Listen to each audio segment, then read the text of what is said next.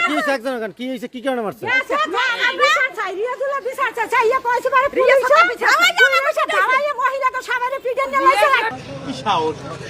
ভালো মানুষের জন্য যদি হয়তো তাইলে হয়তো চোরের জন্য আইসা আমাদের সাহস করবেন।